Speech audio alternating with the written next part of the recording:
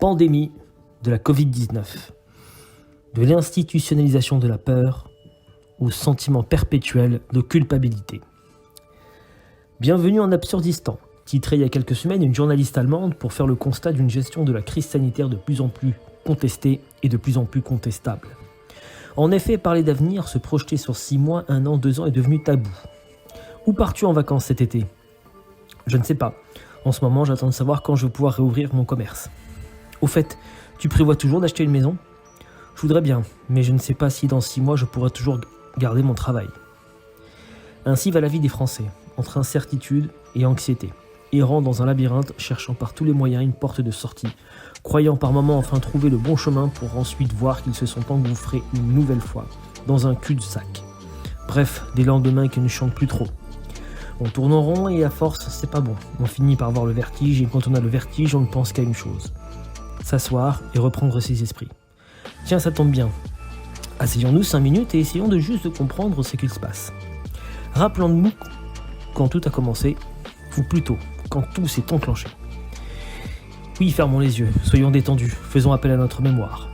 Soudain, des phrases résonnent dans nos têtes, des phrases qui se voulaient rassurantes. Le coronavirus est là, mais nous sommes prêts. Laissant entendre par là que la vie ne va pas s'arrêter pour une grippe.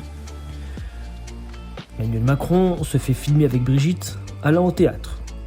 Tout va bien, le président de la République est serein, la vie va reprendre son cours et va continuer comme si de rien n'était.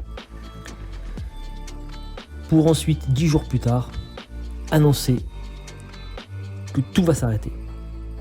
D'un coup. À cause d'un virus. Certes violent, qui se propage très vite. Mais notre président nous l'a dit. Nous sommes en guerre. Il s'est empressé de répéter cette phrase au moins plusieurs fois en l'espace d'un temps très court, comme s'il voulait nous dévoiler quelque chose. Ou plutôt nous cacher quelque chose. Quand j'entends que nous sommes en guerre, les premières questions que je me pose sont naturellement contre qui ? Contre quoi ? Un virus, on nous dit. Ok, mais où est l'assaillant ? On ne sait pas. On s'imagine qu'il est partout. Si nous sommes en guerre, nous devons nous défendre et contre-attaquer. Or, toutes ces questions sont restées vaines. Nous sommes en guerre, dit-il. Les services hospitaliers sont bondés. Et nous ne devons pas prendre le risque de les surcharger encore plus. Mais justement, si on est en état de guerre contre un virus, n'aurait-il pas été mieux que nous allions proposer nos forces à ces armées d'aides-soignants et de médecins qui combattent chaque jour la maladie en soignant les patients, de les soulager, de quelque manière que ce soit, par des moyens humains, matériels. Par exemple, construire des chapiteaux, se servir de nos bras pour apporter du matériel, ce dont ont besoin ces forces armées pour pouvoir lutter efficacement contre ce satané virus. Bref, nous sommes en guerre. Cela veut tout bonnement dire que nous tous, Français, devons participer à l'effort de guerre. La nation France est en danger. Faisons donc notre devoir de citoyen. Non, rien de tout ça. On nous dit, restez chez vous. Restez cloîtrés entre 4 murs, et vous verrez, ça ira mieux. Enfin, on l'espère. Puisque d'un confinement de 2 semaines, on est passé à 1 mois, puis à 2 mois. Ne faites rien, vous sauverez la nation France. Enfin ouais, tous les soirs à 20h, sortez de chez vous et applaudissez le personnel hospitalier, histoire de nous faire croire que l'on sert à quelque chose. Et que le confinement est validé. Mais la règle d'or est personne ne sort de chez lui, et la police se chargera de traquer tous ceux qui ne respecteront pas la règle. Les policiers sont mobilisés comme jamais pour occuper les routes et ainsi choper quiconque qui ne respecterait pas le sacro-saint confinement. Nous sommes en guerre, disait-il. Mais les forces de l'ordre, elles font quoi ? En ce moment, c'est une guerre non contre un virus, mais contre des personnes dont on ne sait pas si elles sont porteuses du virus. Oui, mais pour ça, il faudrait le savoir. Faire des tests, c'est une bonne idée, mais n'y pensez pas, c'est pas l'ordre du jour. L'important, c'est de rester chez soi, on vous a dit. L'espace public est désormais occupé. Il est interdit d'y pénétrer. Quoi ? Le virus occupe l'espace public ? Mais alors on peut quand même sortir en se protégeant et mettre un masque ? N'y pensez pas non plus. Les masques, on vous a dit que ça ne sert à rien. Dans la rue, et encore plus si vous n'êtes pas malade. Bref, un virus nous mène une guerre, mais on nous traite comme si on était des prisonniers de guerre. On nous a promis que l'armée soignerait, plutôt aiderait les hospitaliers, les services hospitaliers, qu'on disposerait de nouveaux matériels médicaux, de nouveaux moyens humains, que la bataille est forcément engagée et que nous allons la gagner. Avril 2020, en plein confinement, le président se veut rassurant et se veut entreprenant. La bataille sera gagnée, du moins on l'espère. Oui, on espère que tout ça ne sera qu'un mauvais passage et que tout redeviendra comme avant. Rien de tout ça. Et quand on déconfine, c'est pour ensuite nous confiner, mais d'une autre manière. On desserre l'étau, mais on reste encerclé. Les voies de sortie existent, mais on nous les interdit par des néo-penseurs de la médecine qui en ont fait un nouveau dogme. Ceci, bien. Ceci, pas bien. Et ce, au mépris de tous ceux qui ont fait tant de recherches et de travaux et qui ont enfin prouvé leur réussite à maintes reprises. Un nouveau paradigme est né, le covidisme. En quoi ça consiste ? À rien faire, si ce n'est à subir, si ce n'est à avoir peur, se méfier de tout et de tout le monde, être traqué en permanence par un ennemi invisible, avoir peur du moindre fait et geste. Ne serait-ce qu'un temps soit peu humain, des rassemblements, des embrassades, avoir peur de tout, mais étrangement, espérer que ça va s'améliorer tout en ayant peur de tomber dans la maladie. La maladie, dont on apprend maintenant que c'est l'antichambre de la mort. Alors que le taux de létalité est inférieur même à des gens qui meurent de la pollution, ou même voire même des accidents domestiques. La peur du Covid, tel est le leitmotiv de ceux qui nous dirigent. Avoir peur d'agir, de faire, nous culpabiliser au moindre écart. Parfois même un écart qui est juste le signe que l'on veut tout simplement vivre, se prendre en main, décider de sa vie.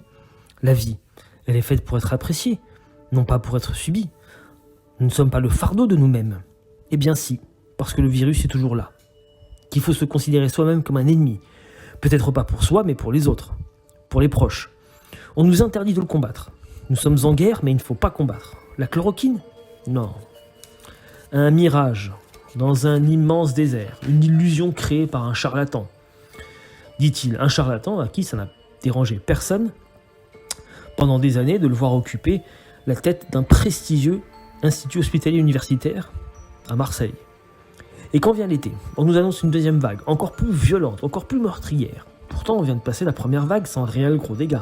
Surtout si on prend en compte le taux de létalité. On croit tenir tête au virus, mais en réalité, c'est le virus qui nous tient tête. Pire même, il revient à la charge. Pourtant, notre corps humain a des armes, il a un système de défense immunitaire. Certains nous parlent même de thérapie à base de vitamines, mais le clergé de la médecine, via BFM TV, ne veut pas entendre parler. Il nous martèle à plusieurs reprises. Non, il n'existe aucun traitement contre le Covid. Rien qui fait qu'on peut l'endiguer. On ne nous fait pas confiance. Mais de l'autre côté, on veut qu'on fasse confiance à ceux qui ne le font pas. Nous sommes en guerre, dit-il, et on nous impose d'avoir peur. Peur de la rue, peur du prochain, peur du voisin, peur de la répression, peur de l'avenir, peur de perdre votre boulot, votre maison, vos proches, vos enfants. La peur vous envahit, vous encercle, vous tétanise. Le gouvernement vous impose le masque dans les transports, puis dans les lieux clos, puis dans la rue, puis même chez vous. Couvre-feu, puis reconfinement, puis recouvre-feu, et puis bientôt reconfinement. Les commerces ferment les uns après les autres, mais on veut nous imposer un troisième confinement qui lui sera encore plus strict.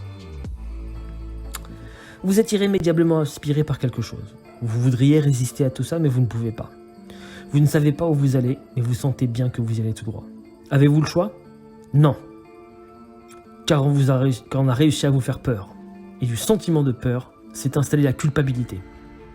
Peu importe si le gouvernement ne fait pas ce qu'il faut, ne construit pas d'hôpitaux, ne laisse pas le libre choix aux médecins, d'avoir le libre accès aux traitements préventifs. Non. Si vous le faites, vous êtes coupable. Si vous sortez, vous êtes coupable. Si vous allez voir vos proches et que vous les serrez dans vos bras, ne serait-ce que par amour, vous êtes coupable. Vous êtes coupable de tout. Vous refusez le vaccin, vous êtes coupable. La majorité française refuse de se faire vacciner, mais le gouvernement va vacciner de force. Que pouvez-vous faire ? Rien. Absolument rien. Vous ne décidez de plus rien. On dit qu'on est en démocratie, qu'on se vante d'être la patrie des droits de l'homme, mais l'homme ne fait que subir sans qu'on lui demande son avis. Pourquoi ? Parce que on a décidé déjà, pour nous, d'avoir peur et d'être coupable. Essayez maintenant d'ouvrir les yeux.